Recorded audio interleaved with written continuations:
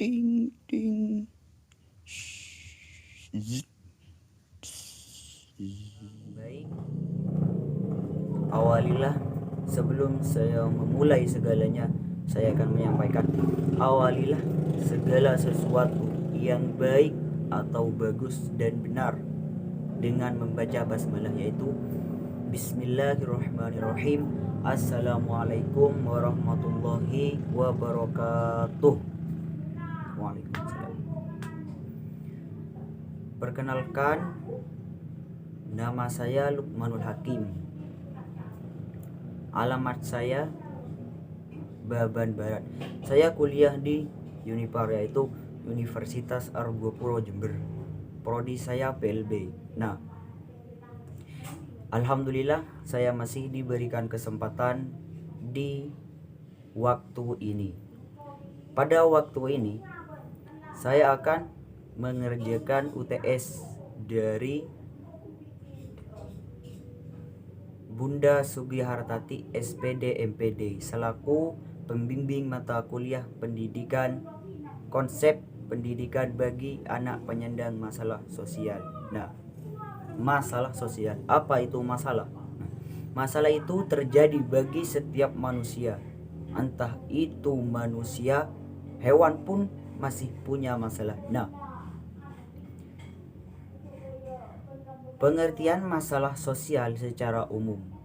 Permasalahan sosial atau masalah sosial merupakan suatu kondisi yang tidak diinginkan yang terjadi di dalam masyarakat karena dapat mengganggu ketentraman masyarakat, sehingga diperlukan adanya tindakan sebagai hasil dari kesepakatan bersama untuk mengatasi atau memperbaiki masalah tersebut.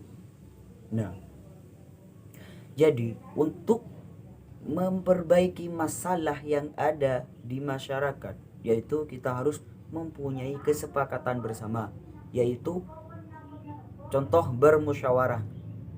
Jadi dalam permusyawarahan itu harus ada kesepakatan bersama. Nah, permasalahan sosial dianggap sebagai persoalan karena menyangkut tata kelakuan yang bersifat immoral atau berlawanan dengan hukum yang bersifat dapat merusak individu atau suatu kelompok tertentu. Nah, jadi agar tidak memakan waktu lama, saya akan presentasikan tentang faktor penyebab masalah sosial.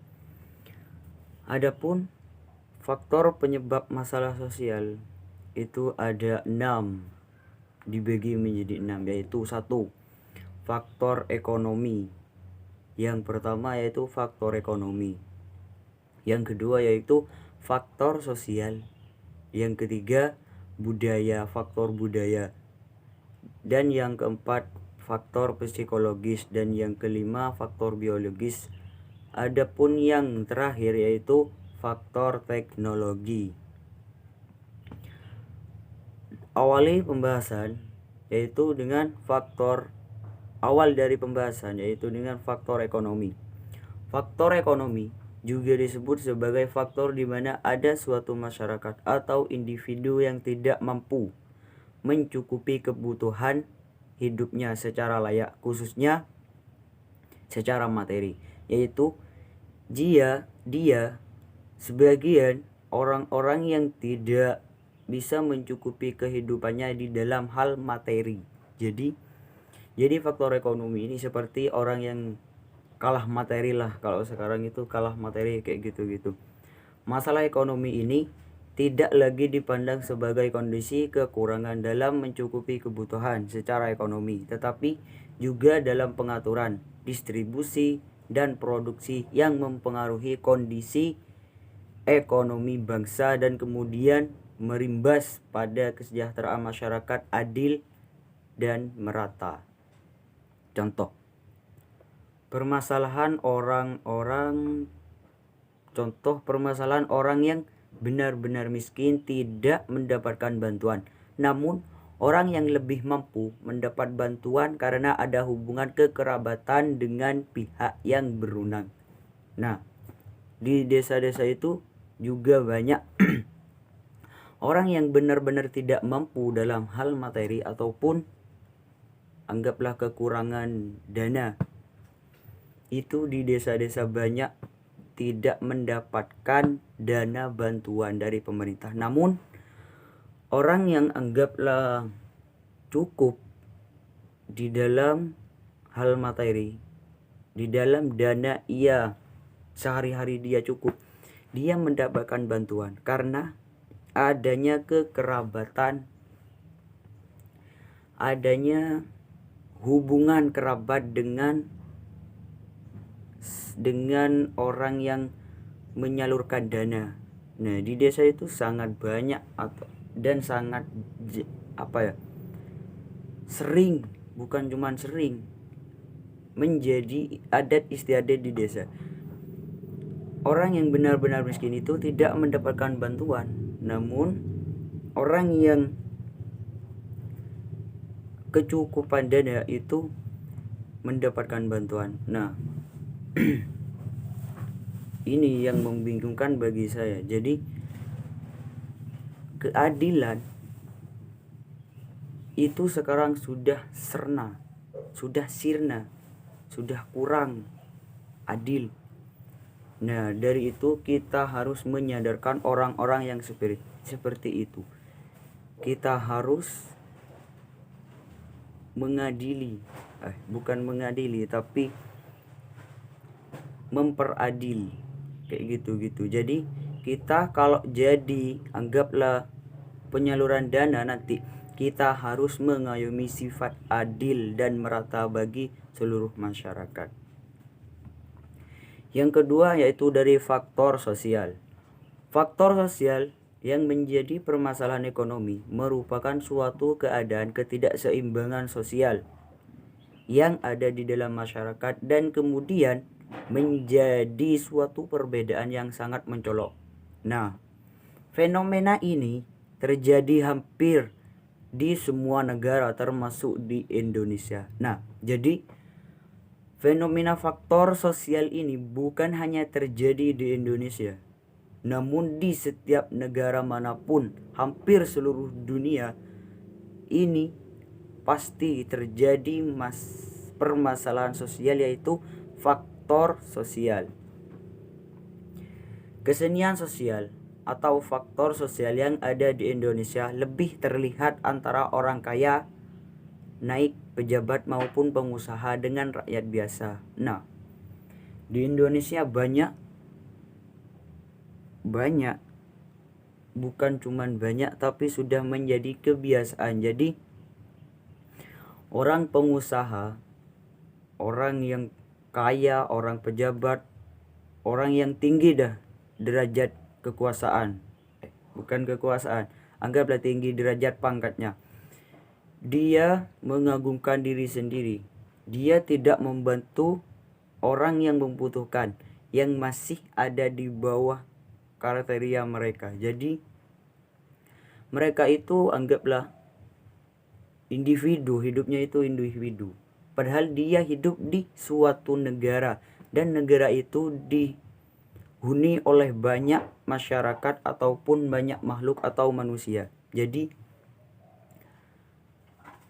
di Indonesia ini harus menerapkan hidup bersama, yaitu mengasihi, tidak pandang bulu.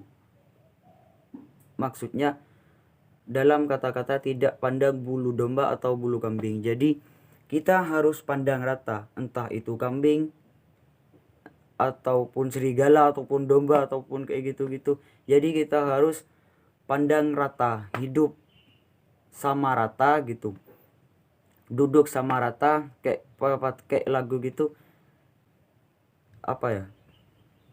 duduk sama rata, berdiri tanpa raja. Nah, di Indonesia sangat membutuhkan budaya kayak gitu, seperti itu, bukan kayak gitu, seperti itu.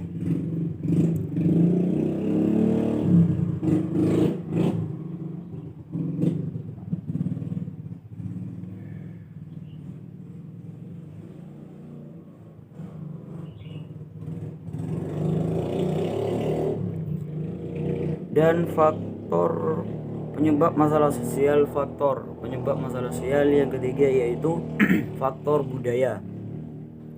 Faktor permasalahan sosial selanjutnya yakni berasal dari faktor budaya.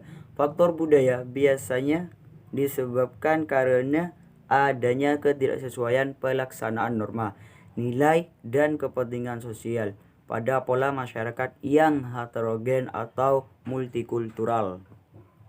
Contoh, faktor budaya yang biasanya terjadi di antara kenakalan remaja, konflik antar suku. Sekarang kenakalan remaja memang sudah melampaui suhu, ataupun konflik budaya sekarang sudah sangat rentan atau banyak. Bukan cuman sekarang, dulu sudah faktor konflik itu sudah banyak. Dari dulu memang sudah banyak konflik antar suku, itu sudah banyak, seperti Pulau Madura kalau gak salah, Pulau Madura dengan Gresik, Sampit kalau gak salah, Sampit gitu. Jadi itu mereka masalah konflik sampai membunuh. Entah itu apa penyebabnya, saya masih kurang memahami. Diskriminasi gender, pernikahan dini, ini adalah penyebab budaya di Indonesia itu gini. Kalau di desa pernikahan dini ini sangat banyak, perceraian juga banyak. Dimanapun perceraian sekarang sudah melampaui suhu, yaitu tingkat perceraian di Indonesia ini sangat tinggi, hingga eksploitasi lingkungan. Dalam masalah tersebut, budaya sangat berperan dari faktor masalah sosial, karena kebudayaan yang semakin berkembang justru menimbulkan peran terhadap masalah sosial. Munculnya berbagai budaya luar dianggap sebagai budaya baru yang ternyata menerabas dan membuat masyarakat berperilaku tidak disiplin dan menerapkan budaya yang tidak diharapkan masyarakat secara luas. Jadi budaya asing itu sudah merajalela di negara kita, yaitu di negara Indonesia. Budaya asing sudah masuk sejak zaman dulu, entah itu zaman siapa saya kurang tahu. Budaya kita sekarang sudah anggaplah terancam. Hanya beberapa suku budaya yang menerapkan budayanya masing-masing. Namun di Indonesia budaya kita sudah hampir tidak ada, atau sangat minim yang masih